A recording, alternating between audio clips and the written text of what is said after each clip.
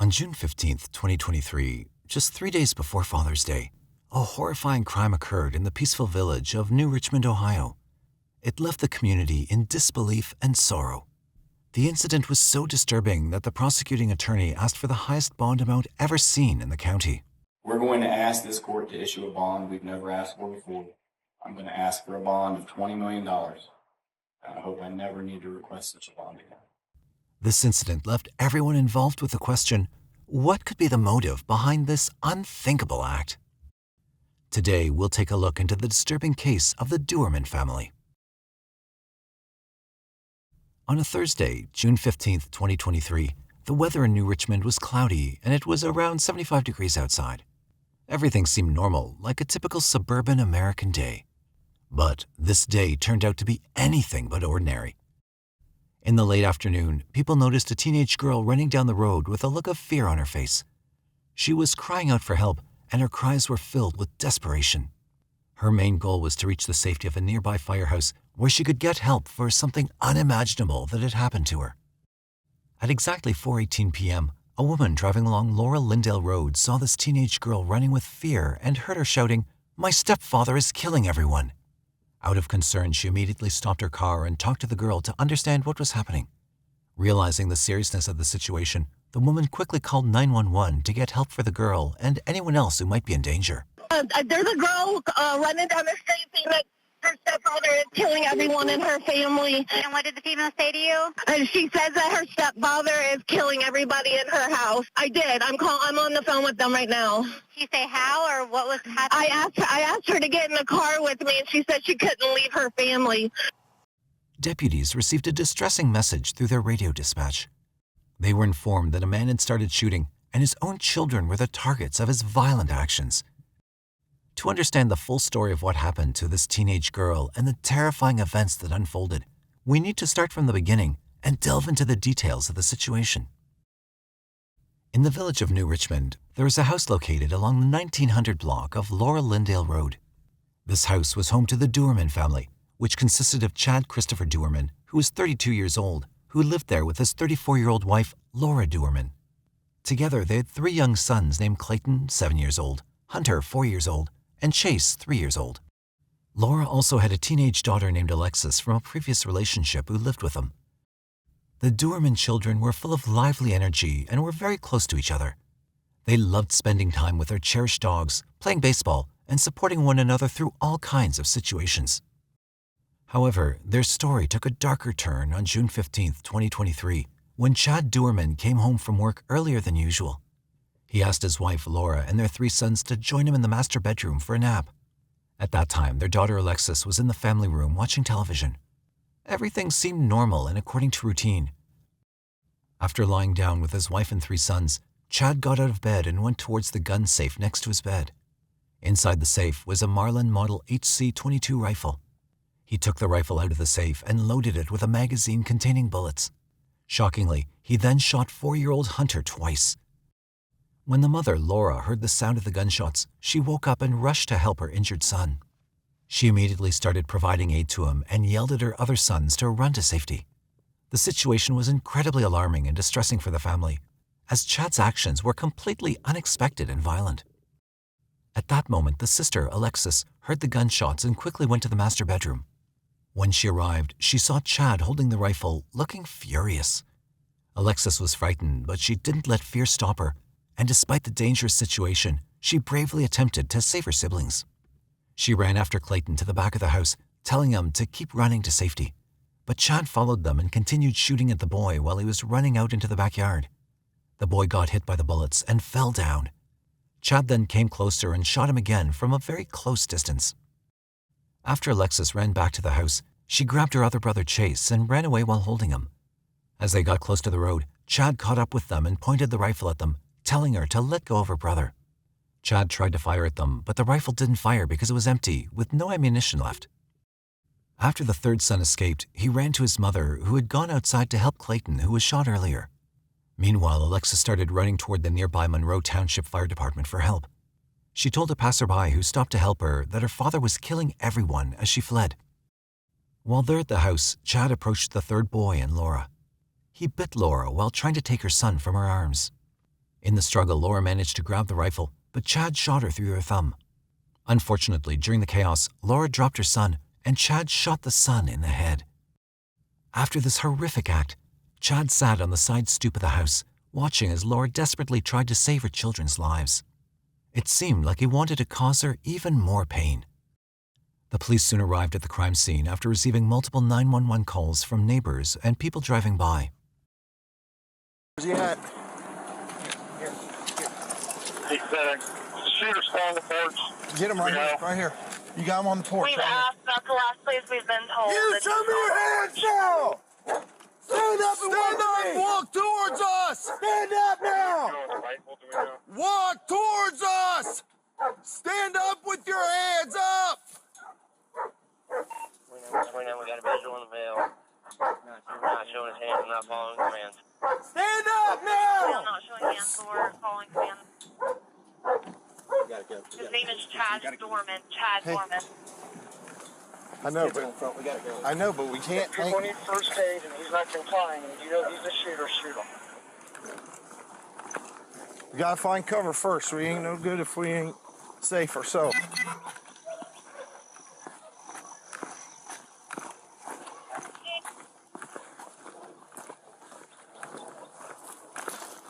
Hey, no. We need to come from this side where we can see them. Don't take cover behind her. We see them. We're going to approach from this side. We got cover. Right here. 6 covered. 29 and 63 is type out. We're not right now.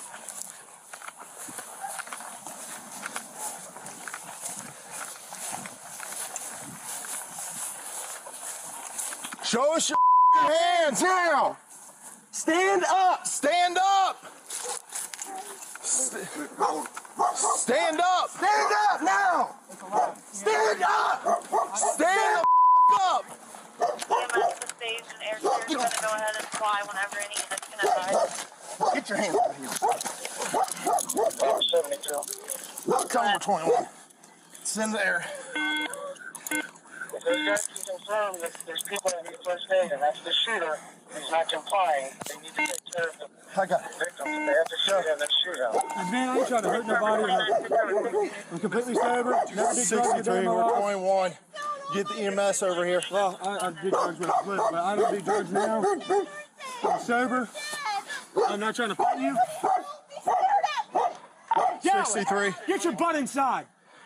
Gatlin, get your butt inside. We on primary? Now. 29, we got 3 kids down. 3 kids down, 63 down. Gatlin. 63, we're 21. Have EMS respond over here. You're clear, they're being advised. Robert 34, just started mass casualty response. 63, do you want them to respond to the Laurel Lindale address? Where exactly do you need them? We're right in the front yard. He took my life from me! My life! What are you doing, man? Hey, are you copying all this? Can I roll over? I ain't gonna hurt you. I ain't gonna hurt nobody. You got anything on you? No, I ain't got nothing, man. Phone, that's it. Chad was behaving strangely after he committed the terrible act of killing his 3 sons. He kept saying things like, "I won't do anything, I'm sober," which indicated that he was aware of what he'd done and what was happening around him. Surprisingly, he remained calm and showed no emotions, despite the fact that he'd just taken the lives of his own children moments ago. When the police arrived, Chad didn't resist or try to escape. Instead, he cooperated and allowed them to arrest him without any trouble. He even informed the police about his dogs and showed concern for their safety, which was unexpected considering his impulsive and terrible act. Chad's behavior raised many questions about his state of mind and motives. Police quickly arrested Chad and took him to Claremont Police Station for questioning.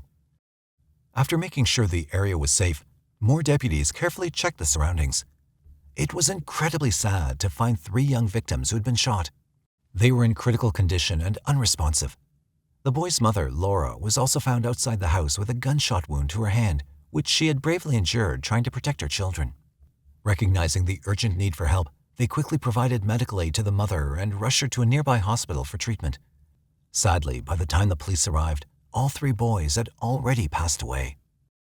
During the investigation that followed, detectives discovered that Chad had allegedly first killed 4-year-old Hunter by shooting him twice inside the house. After that, 7-year-old Clayton had tried to escape and ran into the field behind the house, but Chad chased him and shot him from behind. To be sure Clayton was dead, Chad fired 2 more rounds. Finally, Chad took 3-year-old Chase from his mother's arms and killed him as well. The entire community was shocked and saddened by this horrific incident. I'm shocked, to be honest with you. We moved here 6 years ago, and the place is great, and New Richmond's coming up, and you just hate to see anything like this anywhere. All of a sudden I hear boom, boom, and at 5 more, I'm like, that's 7 shots. That's shots. There's no way. So I was freaking out like this before I got ready and everything, and I don't know, man. Before that, I saw 2 cars right here on this street zoom as fast as humanly possible. It was like something's going down. When Chad was brought in for questioning, he made shocking statements to the law enforcement officers. He said things like, "I did it, take me to jail," and "I shouldn't have shot Laura and my sons."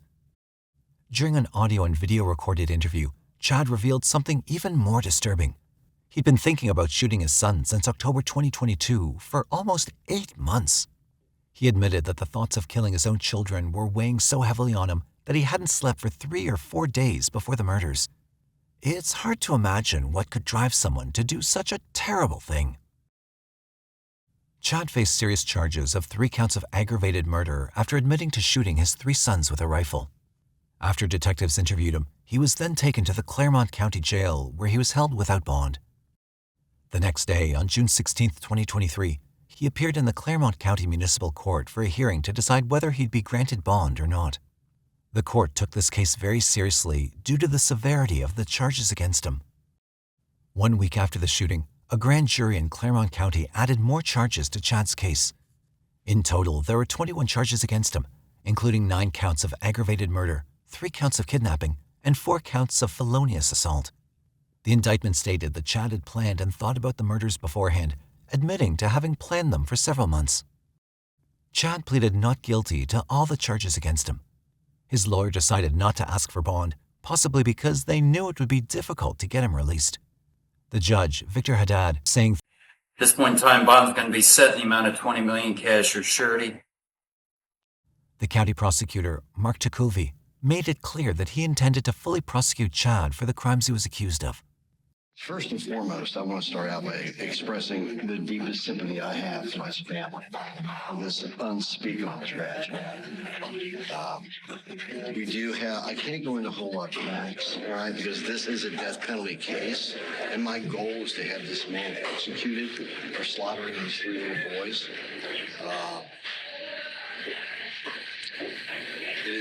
It is, let me try to figure out a way to put this.